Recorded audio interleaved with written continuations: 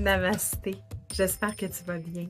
Je veux démystifier aujourd'hui qu'est-ce que ça veut dire ce mouvement que tous les yogis, tous les gens qui font du yoga, les profs de yoga font la plupart du temps au début d'un cours, à la fin d'un cours ou dans les périodes de méditation. Mon nom est Mélanie Dayavati-Fauché et mon but est de te soutenir dans la connexion à ta sagesse intérieure et à la nature qui t'entoure. Ce que tous les yogis font naturellement, c'est ce geste ici. Souvent, on va poser le pouce et l'index ensemble, puis on les appuie sur les cuisses en méditation, ou bien sur les genoux. Parfois, les gens appuient les deux mains ensemble pour le lier également. On peut aussi le faire dans les airs. Donc, ça s'appelle Chin Mudra. Puis, ça a aussi le nom Chana Mudra quand on le met dans l'autre position. On pourrait dire que le Chin Mudra, c'est le sceau de la sagesse. Il y a plusieurs versions de la symbolique des doigts en yoga. Donc, ça se peut que moi, je vous dise quelque chose que moi, j'ai appris dans le Hatha Yoga intégral, puis que ce ne soit pas exactement pareil dans une autre, que la symbolique soit un peu différente dans une autre école de pensée. Moi, ce que j'ai appris, c'est que tous les doigts, normal, si on cache le pouce, ces doigts-là correspondent toutes à des choses qui sont reliées à notre vie terrestre. Puis le pouce correspondrait à la sagesse, à la conscience collective. Donc, en ramenant l'index sur le pouce, c'est comme si on ramenait la connexion entre la sagesse et tout le monde physique. Moi, je trouve ça très... comment je pourrais vous dire ça? Je trouve que c'est vraiment un beau symbole. Donc, j'aime y croire. Évidemment, c'est une croyance. Quand je vous parle de mudra, ce sont des croyances, puis ce sont des enseignements qui viennent de tellement loin, qui ont été donnés presque toujours de bouche à oreille.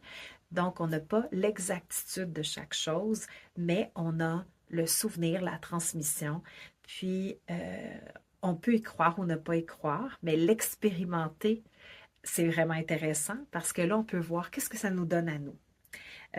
Donc, je vous invite tout simplement à l'essayer avec moi en ramenant la respiration dans le bas du ventre.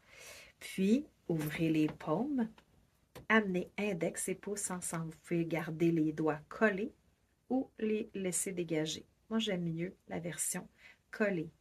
Un truc que moi j'ai appris avec le temps, c'est que si vous avez tendance à vous endormir dans la méditation, laissez les paumes vers le ciel dans le Chin Mudra. Si vous avez tendance à vagabonder dans votre esprit, tournez les paumes vers le sol dans le Chana Mudra pour vous aider à vous ramener sur terre.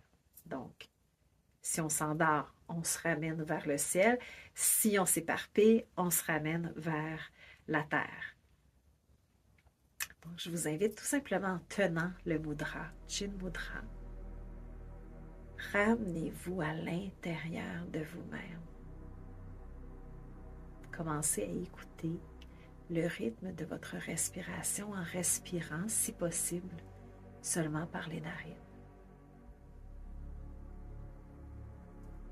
Comptez 7 cycles de respiration, c'est-à-dire inspirez une fois, petite mini-pause naturelle et expirez. Ça, c'est un cycle. Et continuez comme ça en comptant 7 cycles.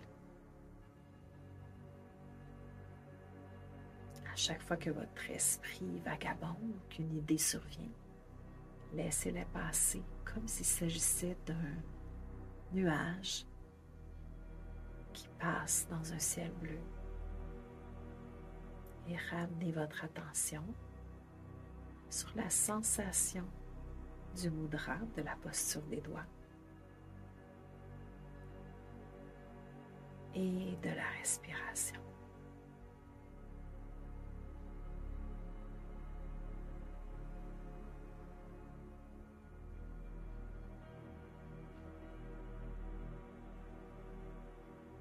Chaque fois que vous sentez que vous partez ailleurs, que vous êtes emporté par une idée, une pensée, ramenez-vous dans le mudra et dans la respiration. Quand vous avez fait 7 cycles de respiration, défaites lentement le mudra pour amener les deux paumes l'une contre l'autre. Namasté à nouveau.